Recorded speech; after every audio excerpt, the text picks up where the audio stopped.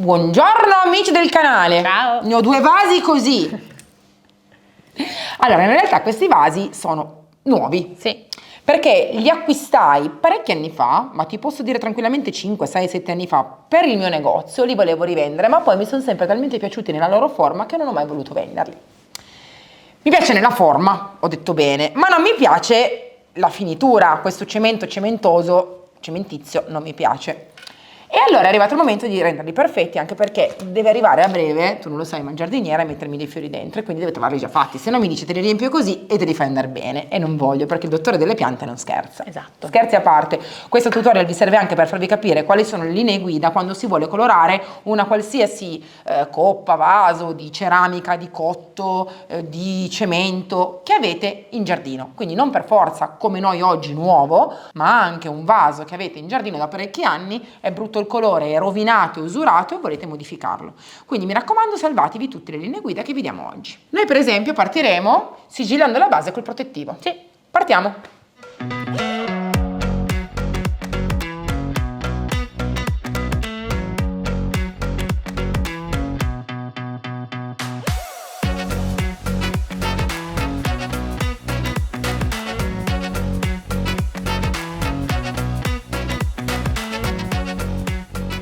Io parto passando una mano di protettivo satinato puro, perché questo cemento sicuramente non ha avuto delle protezioni, è stato messo in vendita così ed è poroso e io non voglio che lo sia. Quindi questa mano di protezione prima dei prossimi passaggi la faccio sia per impermeabilizzare un pochino dagli agenti atmosferici la base, il cemento, sia per far sì che il cemento beva meno il prodotto che andrò a stendere dopo. Uso un pennello Elisabeth, Emma si usa invece il pennello a punta perché lei mi va bene nelle scanalature, così.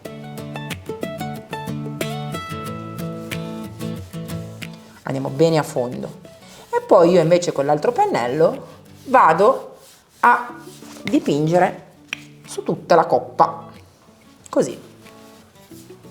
La cosa fondamentale che dovete ricordare è che qua va steso puro perché in questo modo sigilla veramente molto bene.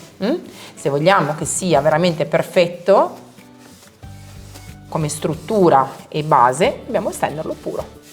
Facciamo questo passaggio su entrambi i vasi.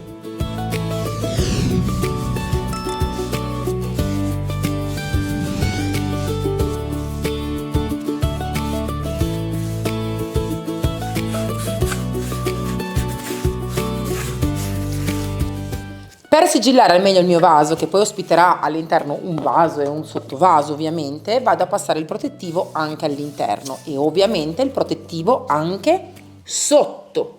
Vado a sigillare il più possibile la parte cementizia.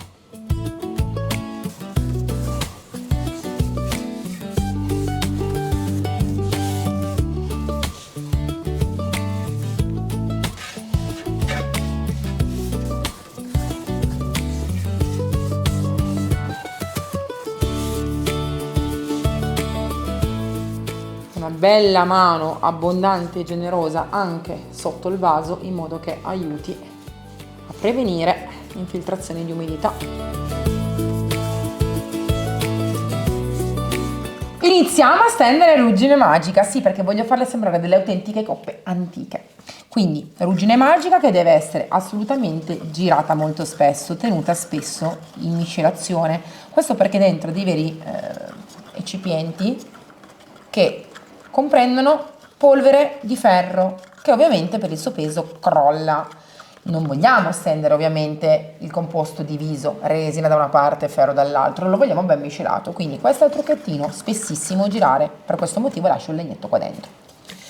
Io stendo con un pennello architetto perché è un pennello furbo, va sia nelle insenature che nella parte liscia. Invece tu, Emma? Punta. Ha scelto lei, quindi ognuno è libero di scegliere, ma per stendere ruggine magica utilizzatevi un pennello che abbia delle setole un po' più rigide, un pochettino più spessine. Vanno bene il 30, il 50, il 60, il super silk, il pennello a punta, il pennello architetto. Magari non prediligiamo il pennello Elisabeth perché è un po' morbidino. Stendiamo ruggine magica una sola mano ovunque, perché una sola mano basta, è spettacolare, copre benissimo e crea la nostra base rugginosa, perfetta e autentica.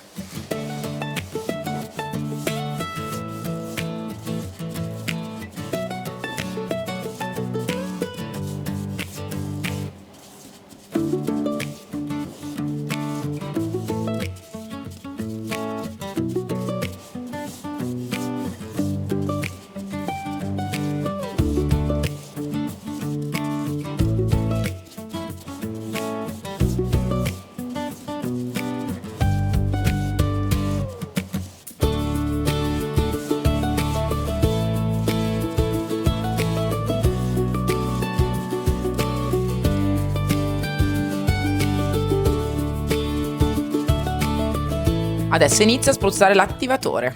Lui è l'attivatore per Ruggine Magica Magic Paint, lui è un attivatore che veniamo da moltissimi anni, ottimo anche lui. Perché dovrei scegliere uno piuttosto che l'altro? Perché se ho moltissima superficie da attivare o devo arrugginire anche del ferro normale, posso prendere il formato un pochettino più piccino, 150 ml, o il formato un pochettino più grande. E in questo modo deciderò io quanta ruggine far venire. Perché? Perché la ruggine sarà sempre differente. Non devi velocizzare l'attivatore della ruggine con il phon, perché sennò asciughi il prodotto, asciughi l'acido e non attiva. Devi lasciare il suo tempo, ma è anche vero che più spruzzi ruggine nel tempo e più diventa rossiccio, rossastro. Io vi faccio vedere la differenza di spruzzata. Essendo uno spruzzino più grande, nebulizza così. Lui è il nostro spruzzino. Quindi rilascia una goccia più presente e aiuta proprio la creazione di goccioloni. Questo creerà una patina anche colata. Se noi non vogliamo avere l'effetto della goccia della ruggine che cola, dobbiamo semplicemente coricare la nostra coppa. E ricordatevi sempre che per far funzionare ancora meglio la ruggine è fondamentale stenderlo in orizzontale. In questo modo il prodotto non cola, non viene sprecato sulla superficie e ovviamente rimarrà sempre più tempo sulla superficie da anticare. Lo spruzzo bene dappertutto e lo lascio agire. Sicuramente domani mattina ci sarà già una bella ruggine.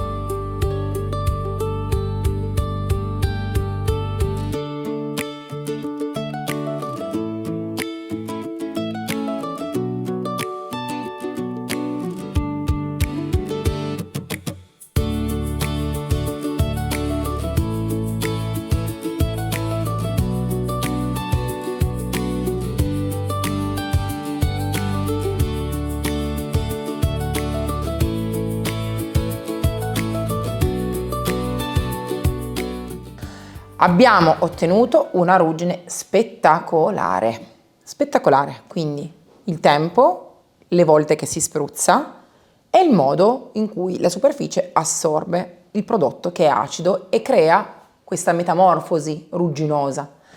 Ora però voglio anticarlo leggermente, come con la patina all'oro, uno dei pochi prodotti che posso utilizzare per fare questo effetto. Ma qui su queste coppe voglio che coli, quindi non la utilizzo come la utilizzerei in orizzontale. In orizzontale solitamente noi la stendiamo, la facciamo asciugare bene, una volta che è asciutta la patina poi la attiviamo con l'alcol. Invece oggi la voglio utilizzare da umida per creare delle striature molto delicate. Ve ne faccio vedere un pezzo e poi dopo continuo. Ovviamente io non voglio coprire la mia ruggine, voglio che l'alloro sia una sfumatura delicata, quindi vado a calibrare bene il punto in cui la vado poi a mettere.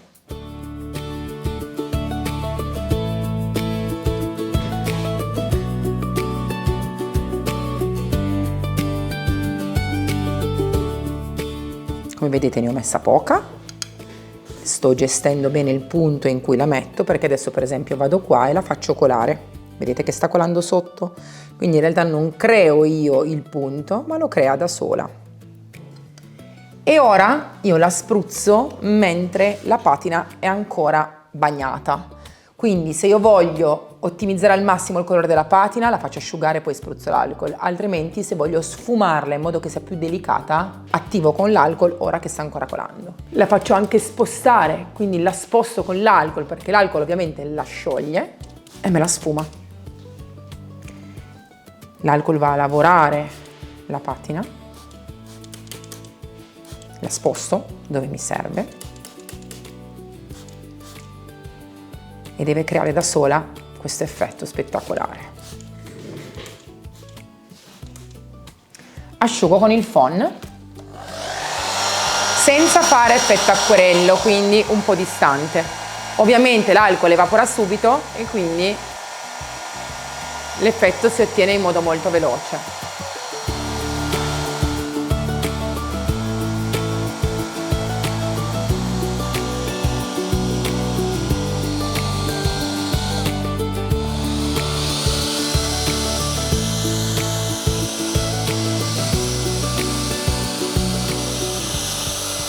Come vedete, nel momento in cui la patina alcolica si asciuga, la ruggine resta, non va via. Guardate la sfumatura verde, guardate qua come il verde e il rame si fondono. E qua sul piede guardate quanti toni di colori diversi.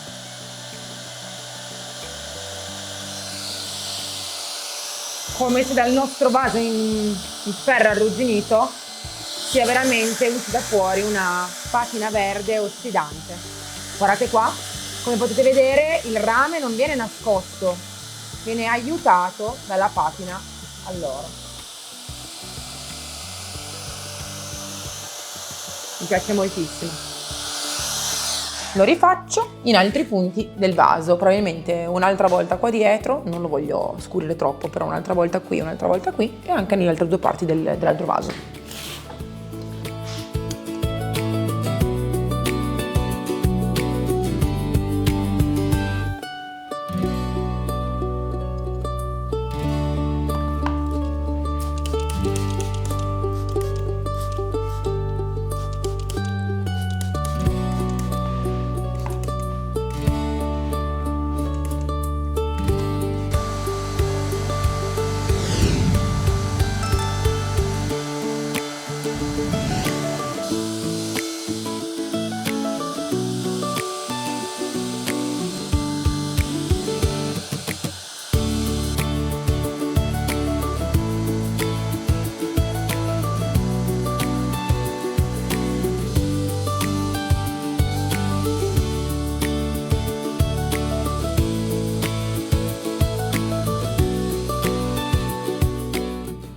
Anche questo restyling È finito. Ascolta, ciao Pinella, vieni, vieni. Da quant'è che sono già fuori questi vasi? Secondo me è quasi un mesetto. Quasi un mesetto che sono fuori. Pina, quindi fuori, pieni di terra, con dentro le piante. Io mi sono affidata al mio giardiniere che mi ha consigliato questo trio di erbe, di spezie, di piante messi insieme che creano diverse altezze. A me questi vasi piacciono moltissimo, ma mi piacciono quando sono contestualizzati nell'ambiente giusto, ok? Per questo motivo volevo farli diventare color ruggine, perché mi piacciono molto, abbinati con la ruggine alla pietra antica e alla struttura della casa. Secondo me la ruggine ci stava molto bene. È ovvio che quando avete dei vasi così importanti magari mettere più piante differenti, tipo una più bassa, una media e una che va in alto, rende ancora più, diciamo, più bello, più importante il vaso. Una cosa però bisogna dirla, che noi qua non abbiamo Protetto. Perché? Perché ci piace vedere la ruggine che continua, che si modifica, che cambia nel tempo e tanto non macchia. Non macchia perché non ha colato, non ha intaccato e non ha colato ovviamente sulla parte sottostante del pavimento. Ricordiamo i passaggi, però abbiamo sigillato la base, abbiamo dato il protettivo alla base, abbiamo fatto poi tutti i nostri punti di riferimento. Se volete però proteggerlo potete farlo, però mi raccomando ricordatevi la protezione giusta. Non usate il protettivo opaco perché il protettivo opaco vi fa quasi scomparire la ruggine perché ve la opacizza, non per niente dentro è un opacizzante. Ci sono protettivi migliori o peggiori per proteggere la ruggine, ma non perché siano meglio o peggio, ma perché te la vanno a enfatizzare oppure a nascondere. Sì. E questo è molto importante. Quindi, come è meglio proteggere la ruggine se la vogliono proteggere? Col protettivo lucido o con la cera. Perché il protettivo lucido non rimarrà lucido perché viene comunque in Sì. percentuale assorbito dalla ruggine, rimarrà neutro, naturale, ma non ti va ad opacizzare la ruggine non avendo opacizzante, e la cera è perfetta perché una volta che asciuga è praticamente inesistente. Chiaro che la cera magari qua dove c'è l'acqua non serve a molto. Salutiamo e mi raccomando, se avete altre domande sulla ruggine fatecele perché questa è ruggine vera, non è ruggine finta, non è un'imitazione della ruggine. Divertente. Senti, ma dov'è che trovano Magic Paint?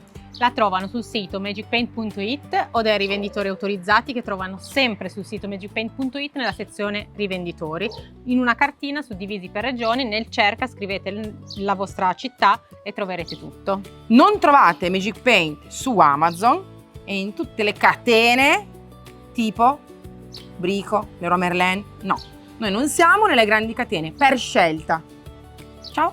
Ciao!